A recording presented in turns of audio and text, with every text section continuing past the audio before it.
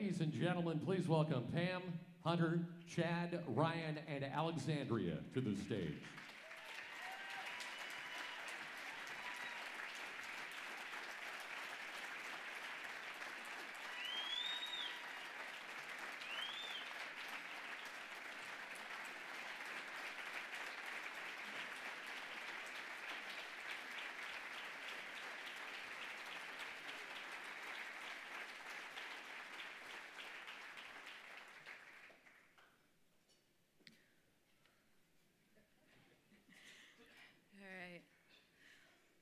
Growing up around diabetics has been very hard for me, just watching what they go through.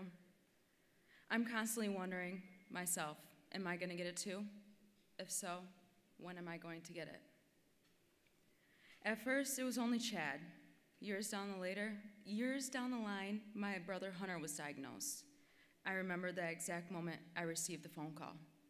My heart sunk. Fast forward, Ryan was diagnosed. I'm now at the point that I'm convinced I'm going to get it. I always wanted to know. My parents never wanted to know if I was going to get it. One year at a walk for the Cure for Diabetes, I was able to do a test to get tested for pre-diabetes. Even though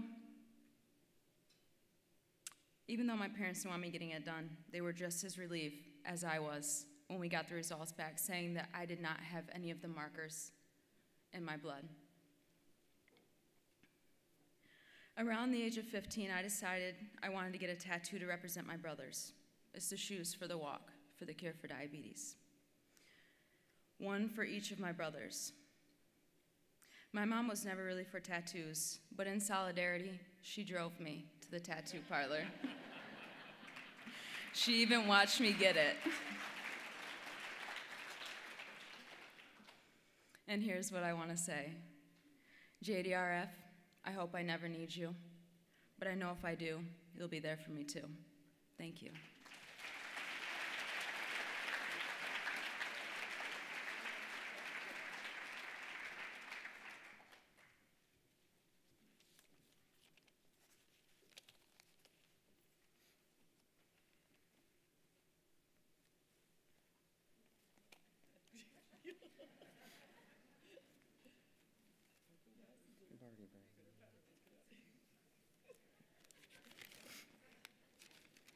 Got it. All right.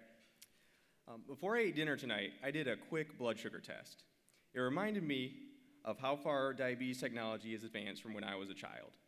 I remember what it was like testing my blood sugar almost 20 years ago. The meter took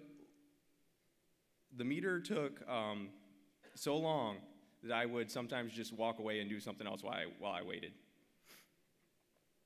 It's one of those things, it's a small thing that really wears on you in a way that's hard to explain to somebody who's not a diabetic. Now, because of the continuous glucose monitoring systems that we have today, I rarely have to check my blood sugar at all. And if I do, it takes 5 seconds. Technology like this is possible because of the work of the JDRF. And the JDRF is possible because of people like you. So from the bottom of my heart, thank you for all your contributions and all your support.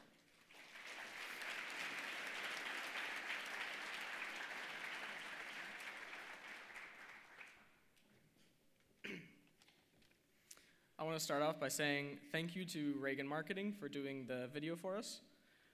I also want to do a huge thank you to JDRF. Everything that they've supported, the camps that I said in the video, going to the camps is like you're only around other diabetics. For once, it's normal to be around everybody else. And with that, I want to thank everybody that's ever contributed to JDRF, everybody that's here tonight, and we're on our way.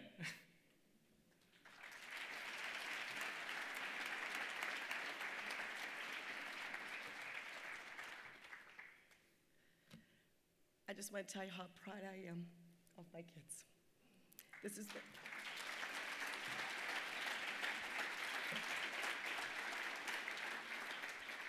This has been a 25-year journey, and we're still continuing. So thank you. It is 2015, and the doctor has just told me something I thought was impossible. I'm 52 years old. I'm no longer a youngster, and I've just been diagnosed with juvenile diabetes. How can that be? I'm too old to get this. But it doesn't discriminate.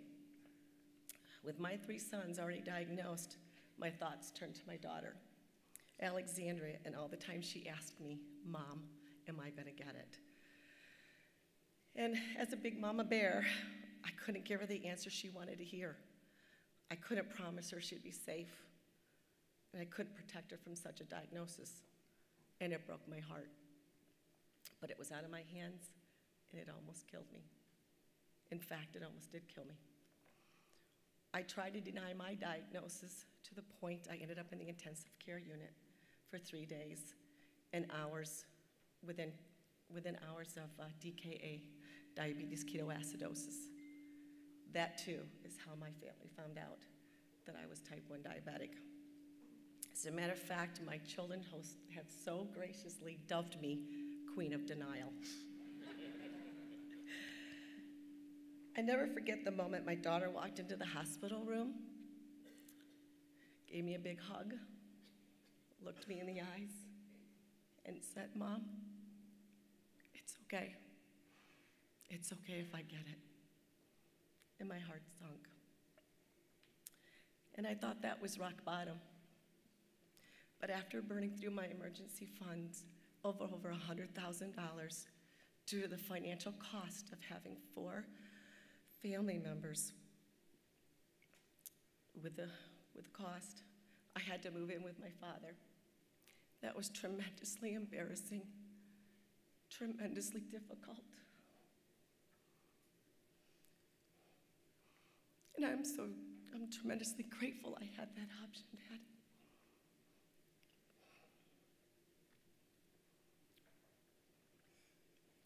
Because that allowed me to get back on my feet. My business is recovering. As a matter of fact, I just opened my new office on April 1st here in the Amway Grand in the exhibitor hall.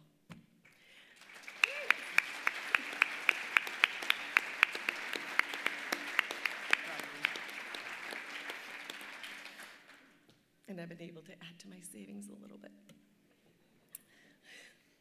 But here's the one thing I want you to know. Diabetes is a terrible killer. It's a financial devastator. Without our family and friends and the JDRF Ride to Cycle team, I don't know how we would have been able to get through this. The support the people on the Ride to Cure team provided me and my boys was unbelievable. The moral support, the understanding, the caring, the love, the unspoken words. That's what got us through it. As an adult who was diagnosed at 52, the one thing I can tell you is that I thought having 3 kids, I knew what this was like. I thought having 3 boys who had diabetes, who I took care of for over 22 years and watched them and monitored them, I knew how hard it was. All I can say is, I had no idea. I had no idea how hard this is to live with every day. I think I'm a big mama bear, but the one thing I can't fight, the thing I wish I could wrestle with or bite or claw and scare away, but I can't, is type 1 diabetes. My daughter, thankfully, has dodged the bullet, but my 3 sons and I, we are diabetic. And it breaks my heart that the one thing that threatens my cubs the most is something I can't fight alone. But this foundation, Juvenile Diabetes Research Foundation, can.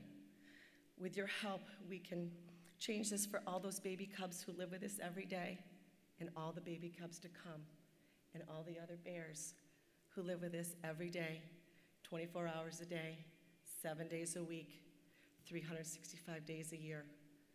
We can give them a life without type 1 diabetes. Together, we will end T1D.